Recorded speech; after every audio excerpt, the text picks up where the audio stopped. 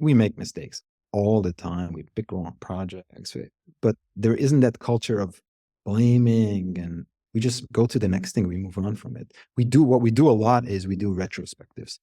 That's a very important part of our process also, where we sit down and we ask ourselves inside of the project, and when the projects are done, what worked, what didn't work, what should we do differently?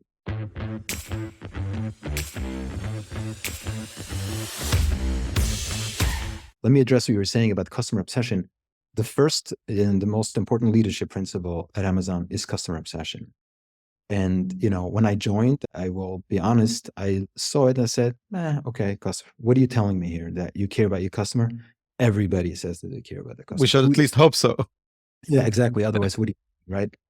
But it took time. Eventually, I started realizing what it means. And it takes also time to embody these ideas. Like you don't get to decide to accept or adopt the culture. Eventually, I learned what customer obsession is. And I will start with what it's not. It's not altruism. It's not selflessness. It's not Amazon saying we care so much about our customer that we don't care about ourselves. I think if you look at the recent layoffs in Amazon, you see, of course, they care about themselves. In fact, they care about themselves first. If they don't care about themselves first, then they can't survive. You must care about yourself ultimately first. But I think the message that they're saying is that they think of the customer first, and they trust that if you think of the customer first, it'll pay off. If you obsess over your customer, they will obsess over you in return. And there's a story told of Bezos when he first started Amazon.com, and he was selling books online, and he was allowing people to do reviews. Today, everybody is accustomed to everything has a review, and we all look at it like Monday morning quarterbacks and saying, of course you need reviews. But at the time, nobody knew that idea. Yeah. And the publisher called Bezos and said, one of the publishers, and said, what do you mean you're going to let them review books? They're going to write bad reviews. Why would you let them do that? And his response was, write better books. That is True. custom. And I think the way I see it is, if you think of yourself first, and I've seen it firsthand with so many projects, I get pulled into a project, and the first question I always ask very simple questions that they sound simple, like, why are you moving to the cloud? And sometimes the salespeople look at me like, what are you? Are you crazy or something? Like, why would you ask that question? We're excited that they're moving to the cloud. But I've seen when account executives get aggressive and they sell something to the customer because they were trying to get their quota filled, right? It always comes back to bite them because selling them something that they don't need. So this, to me, is customer obsession. Think of your customer first and trust that will pay off. So let me ask you just a follow-up question to that is, do you hold each other accountable based on the leadership principles? Is that a talking point in everyday activity in the company? It's a fantastic question. In the pockets of Amazon where there's true Amazonian energy, because you got to understand, like, Amazon was built in Seattle, then it expanded to New York and all the other cities. So I think the further away you move from sort of the core, you sometimes lose some of that. So yes, in some of these circles, you constantly hear customer obsession or frugality, and many of the leadership principles are misunderstood. But I would say the answer is yes. In the strong areas of Amazon, it is a constant because people really believe in it. It's not a virtue. It's something that they believe. This is how you are successful at what you do. So the answer is yes. And I think you're touching on something important, because I think it's a good indication that you're influencing your culture, that your culture is working, when you hear people say that back to you, Exactly. And we have we're a small company compared to Amazon, obviously, but we have our core values, and it could be a very, obsession over detail, so to speak. Yeah. And we would go through a project and the details will be missing. We would hold each other accountable, saying, where is the obsession over detail? Or partners, not service providers. Like, if this would be your company, would you advise them to rebrand or do something? These are conversations we're having internally before giving a proposal to a client to understand, okay, do we rebrand them just because they asked us for a price? Or do we rebrand them because we also believe this would be our company that will move the needle to their, creating their next stage in their business? And I think, it just reminded me, I do some leadership training in our office. We do like leaders forums for like 10 business owners at a time every few months. And at one point we spoke about culture and we spoke about core values, and I on the screen was the PTEX core values. And one of the people said, "This is great. Could I use exactly what you have? Like, could I use this all for my company?" I said, "Well, if you're willing to live by it, then by all means. But if just because it makes good sense on paper, but you're not willing to hire and fire because of the core values, ultimately it's not going to be ingrained in your culture." That's a very strong point.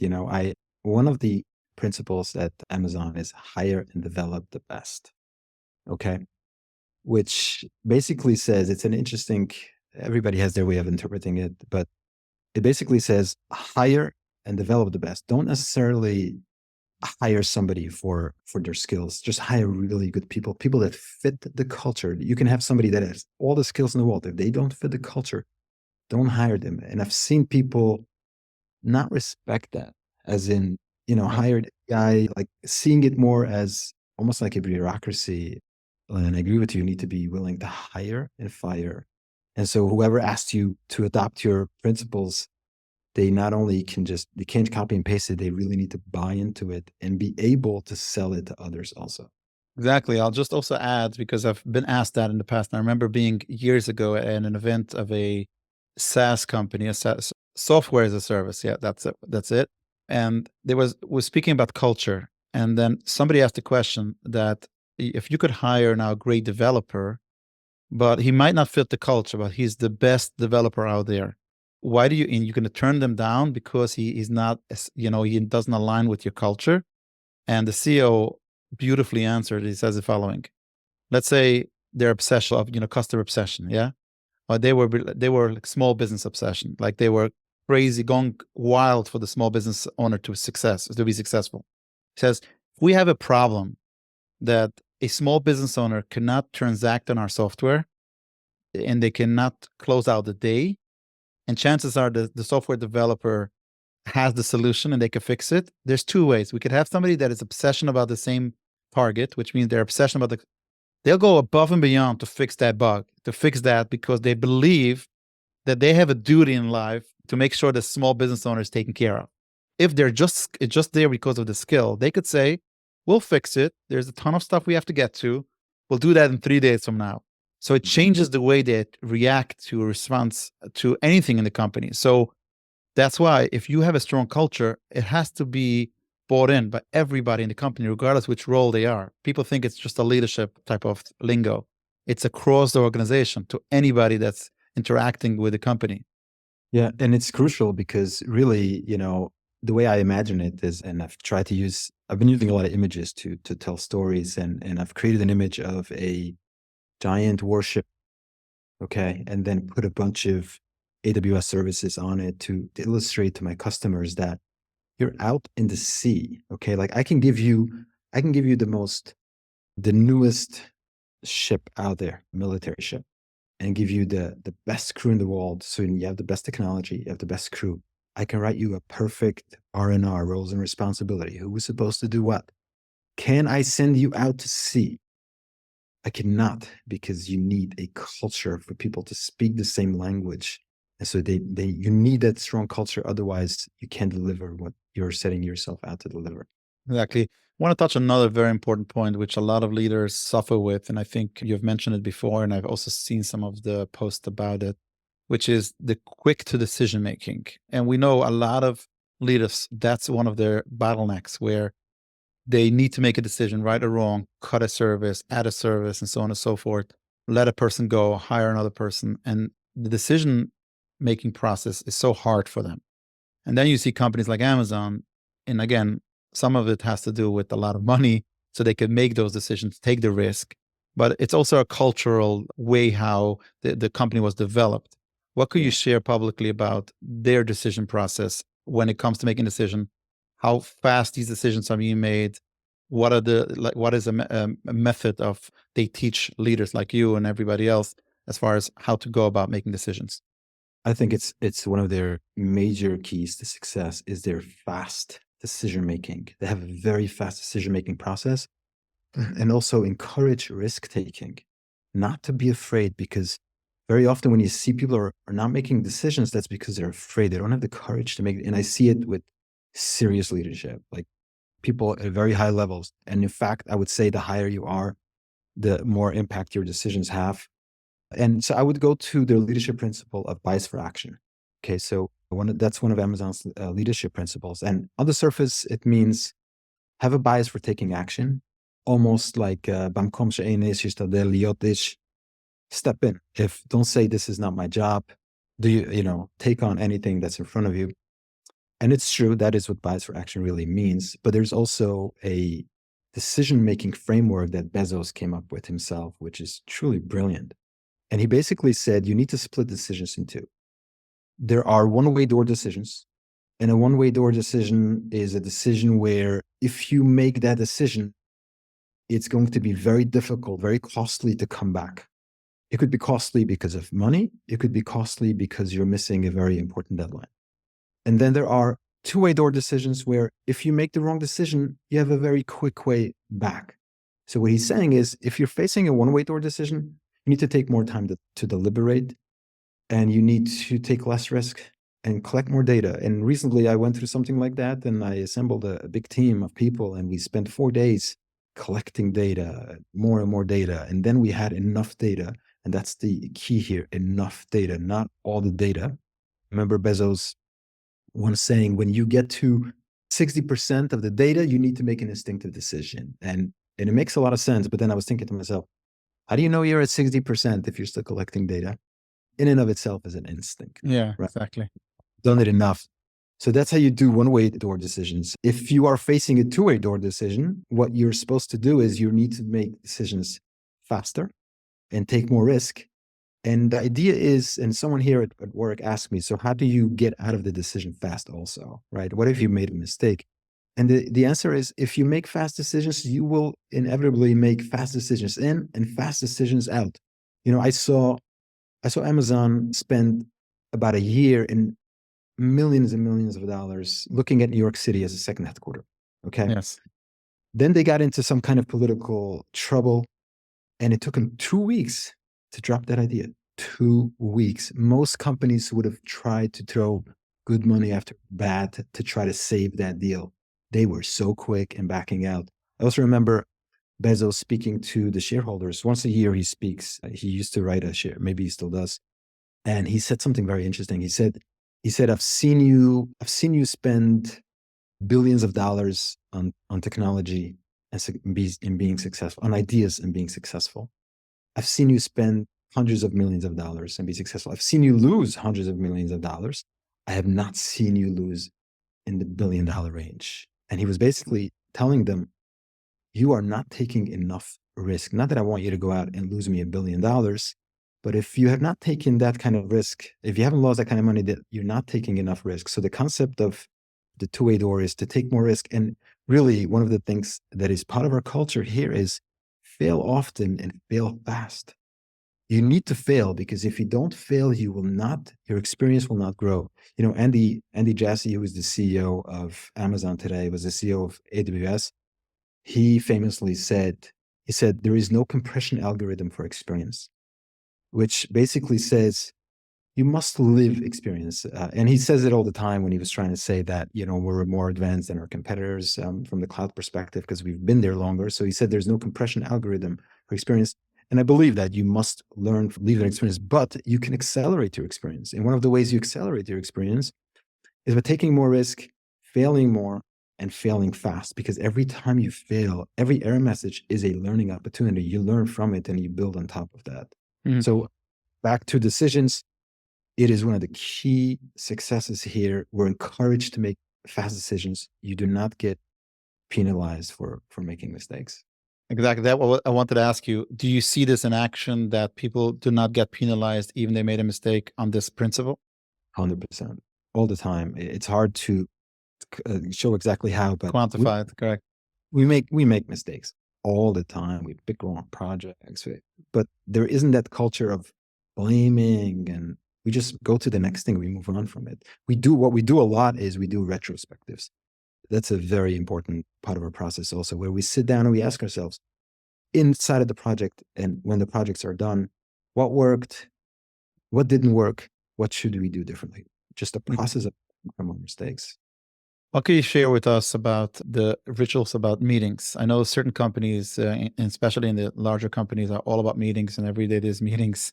I know Amazon was pretty, some of the stuff that I've read is they have the principles about the length of meetings or presentations at meetings or stuff like that. What is some one or two things that come to mind that is very unique to the culture of Amazon that you could share? I would say, first of all, I have a lot to say about meetings because I spend my entire day. Like I could spend 6 hours a day. And I mean, sometimes I have meetings that literally are 6 hours. I've been in 13-hour meetings. These are long brainstorming sessions. I would say, there's a leadership principle of frugality, which I feel has been very much misunderstood, even by people inside of Amazon. They think it's all about saving money, and it doesn't really make sense. Like, that's not really the concept here. It's about being frugal with everything that you do, being efficient. So, what you see in meetings is we don't invite people that don't need to be there. So, if you don't have something to directly to contribute, don't over invite people. It's one of the first things I do with customers. I get invited to a Zoom and I see 12 people right away. Right away, I ask myself who's important, who's not. And you go through the whole meeting and you see most of them are not speaking, and they bring it to your customer's attention and tell them that this is something that you need to cut. And so Amazon has some interesting ways of approaching meetings, especially when it comes to communicating ideas. And what they are is they're called narratives. You write a narrative, or a one pager or a 6 pager, and you take like the first 10 minutes of the meeting and you have everybody sit quietly and read through what you've written. And the reason Amazon is very big on writing, because the concept is that if you're unable to write it down, articulate it into words, chances are you don't fully understand what you're trying to say. Also, it forces you to really understand. It's like, to educate someone, you really need to be a good student.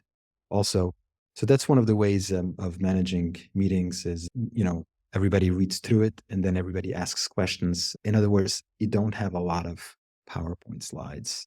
And what that does is, and I do it in most of my meetings, like I hardly ever present decks, hardly ever. I right away will stand up at a whiteboard and just, if we want to talk about challenges, let's just put it on the board.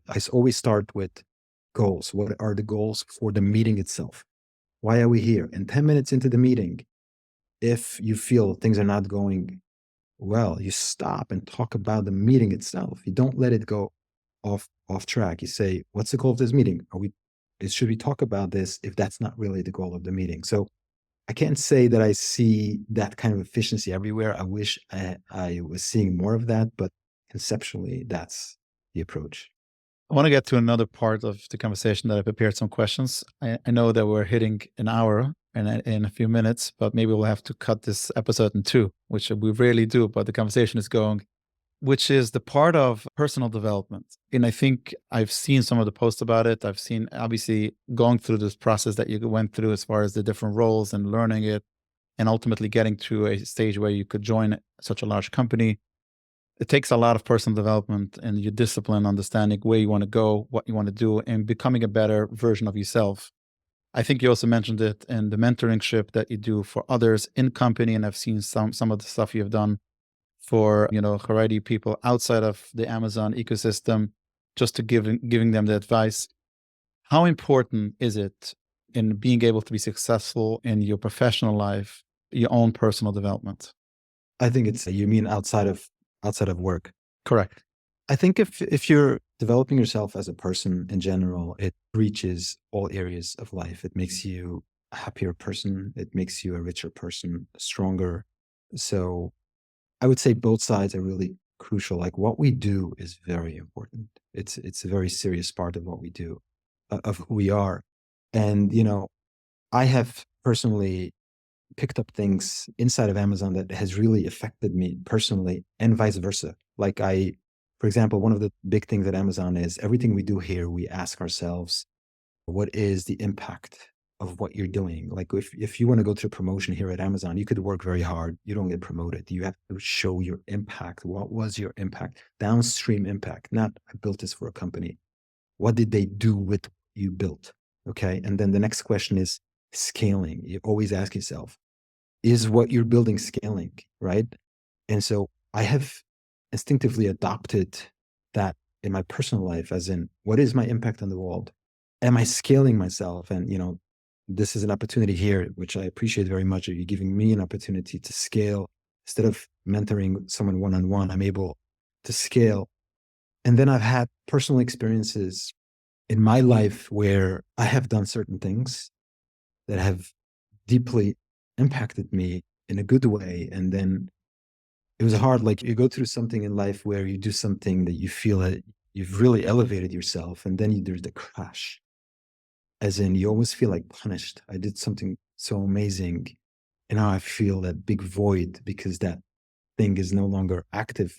But then I took that and I took that to work. And when I work with a customer who I know what they do, I know my work, I know how it impacts them.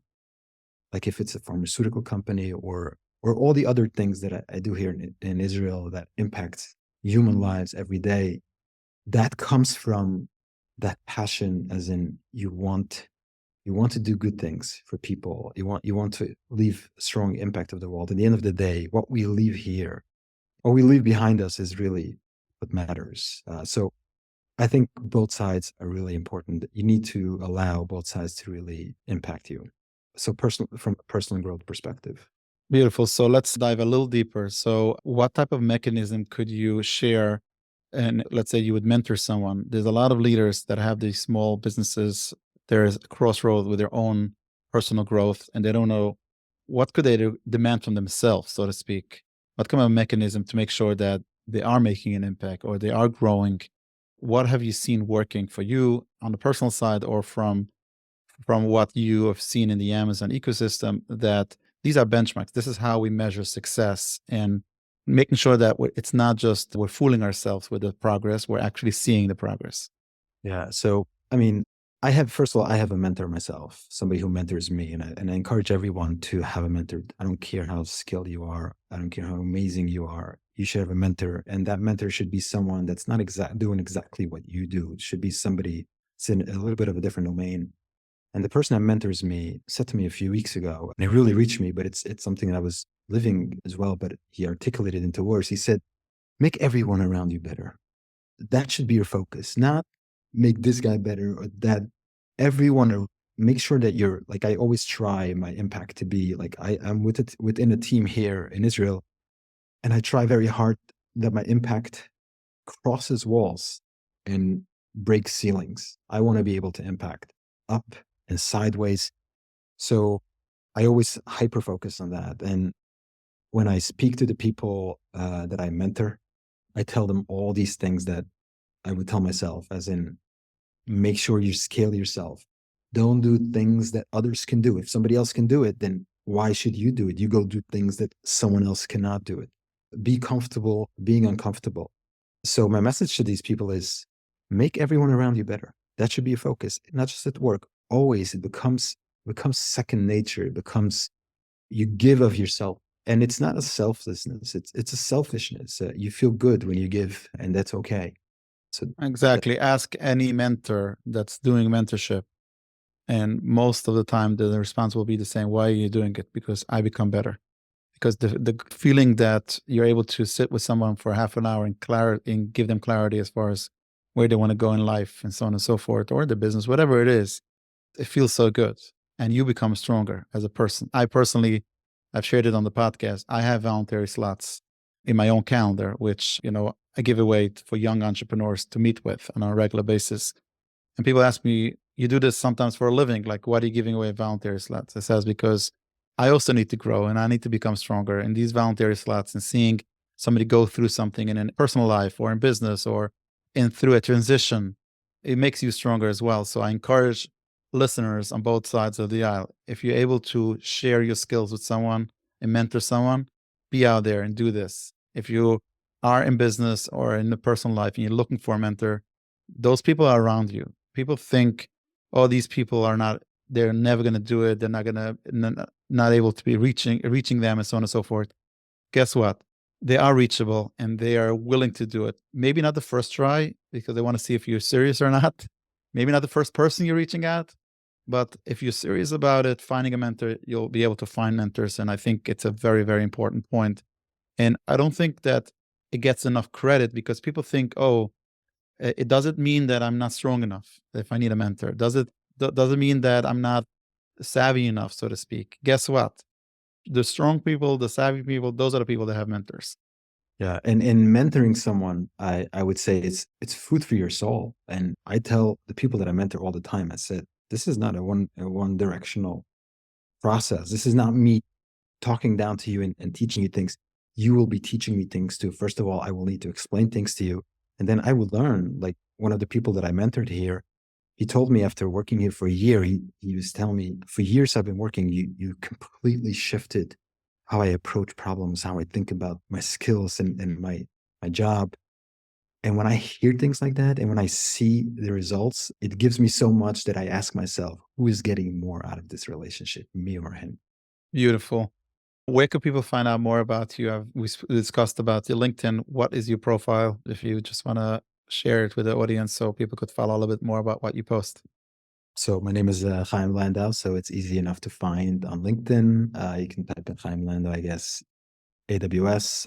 It will come right up. I don't know how much I have to offer over. I don't really post that much. If they want to look me up, that's fine. I'm not really a public persona, to be very honest. And I was kind of hesitating doing this, but I felt, because I was asked before also, because people find it interesting. You work for Amazon, you're, Siddish, like it'd be interesting to talk to, but I always ask, okay, like there's the ego to feed, of course, but if that's all it is, then I don't want to do it. But this is an opportunity for me to mentor a bunch of other people. And if I can impact other people, and maybe if we do a second podcast, I would love to talk about, I said, the course that I launched here, a course in Yerushalayim, for Charedim. I would love to talk about that. But yeah, so if you just look me up on LinkedIn, you'll see me.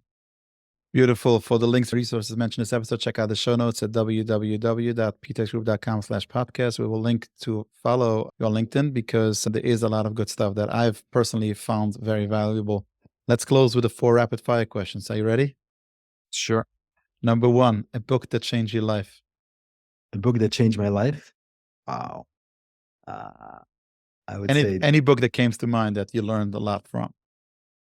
maybe Yuval Noah Harari, Sapiens. It's not the only one, but definitely Good read, yeah. Yeah.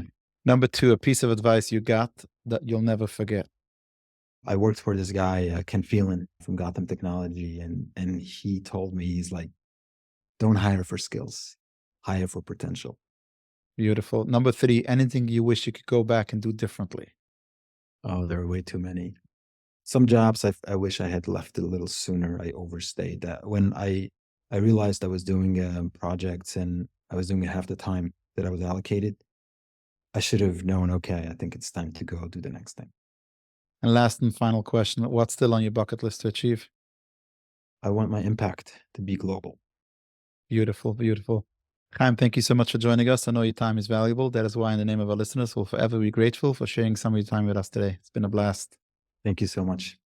My pleasure.